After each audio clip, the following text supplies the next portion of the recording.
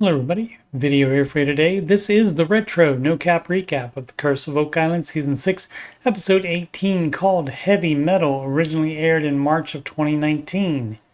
If you missed my recaps of previous and future episodes, there's a link to my Oak Island playlist in the upper right. Let's get into it. Doo-doo-doo-doo.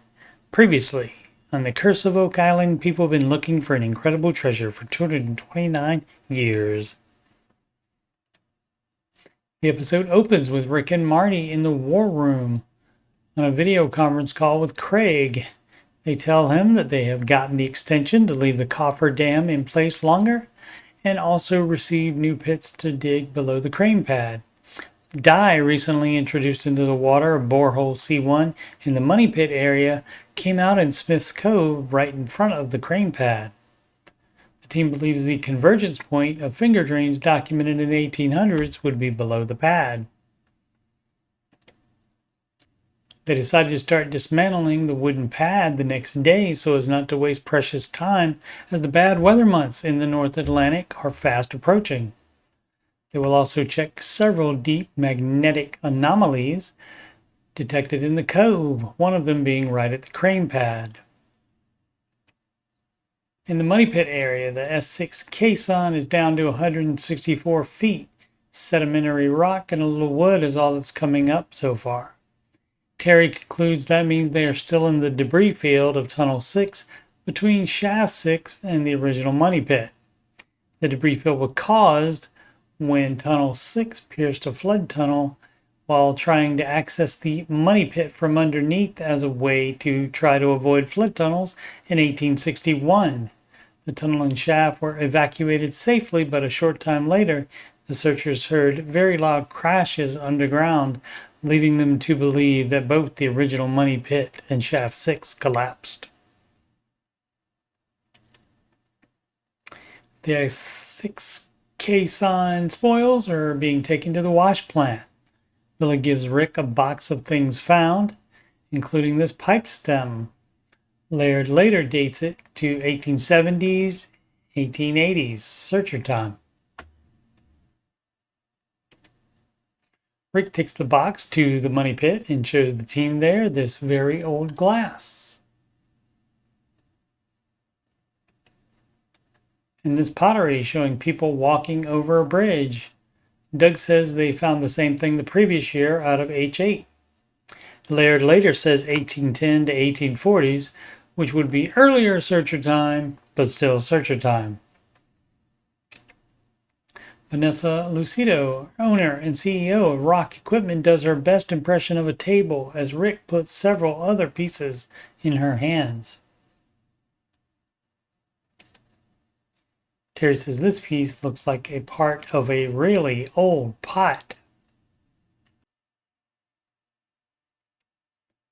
Laird examines it later with the items previously mentioned and points out the white striations on it and says they were made with a comb or tool or something, and that it's the one find that could be earlier. He estimates it to be from the early 1700s, which would be pre-searcher.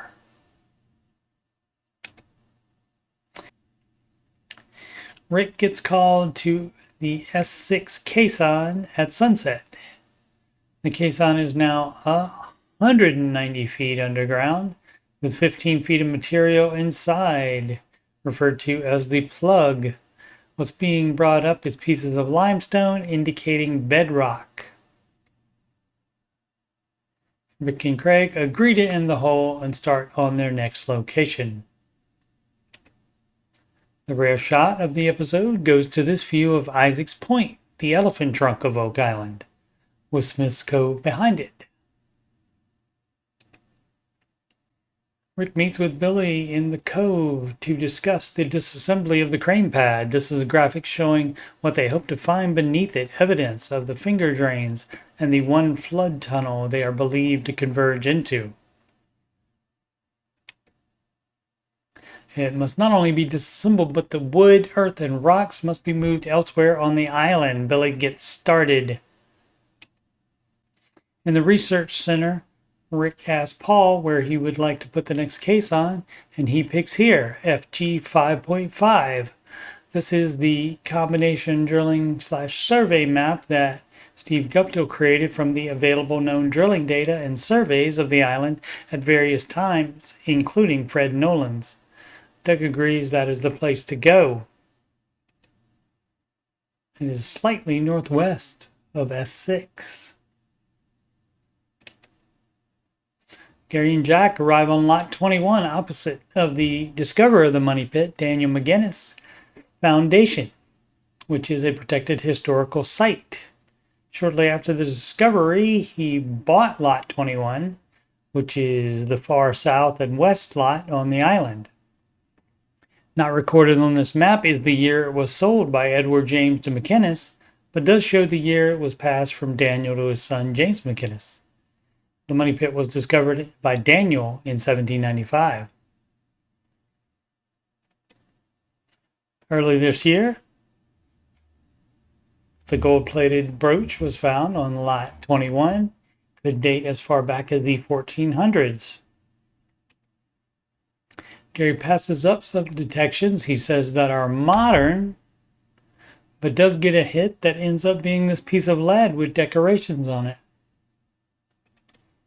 In that same spoils pile, Gary finds another part of it and says the hole reminds him of the hole in the lead cross, being square, found by Gary and Rick in Smith's Cove the previous year.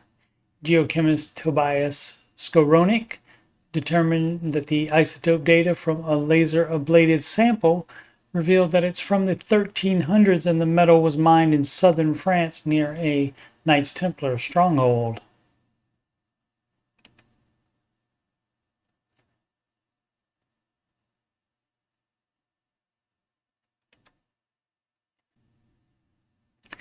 An enhanced picture shows the decoration more clearly. Marty calls it a rope thing. Paul Troutman wonders if it could be a leaf or vine pattern. Vines are a sacred symbology for the children of Israel. Leaves could be representative of the Tree of Life. The Tree of Life is figured in episodes both before and after this one.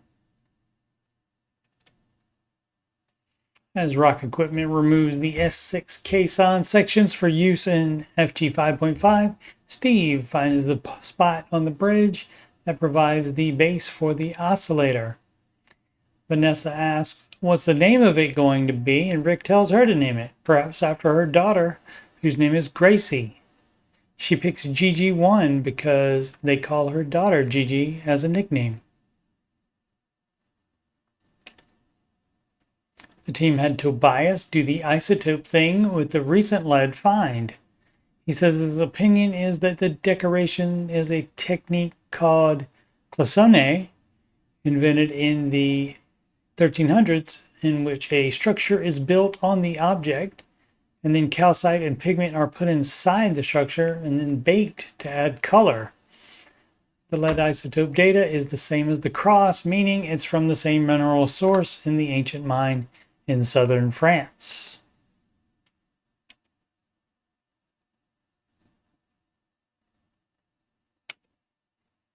I'll be continuing retro no-cap recaps of seasons 6 through 8 during the summer and early fall.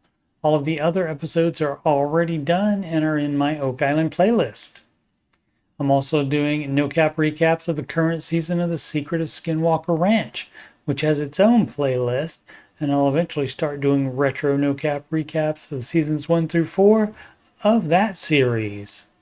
Thank you so much for watching. Please subscribe, like, and comment. Sempre avanti.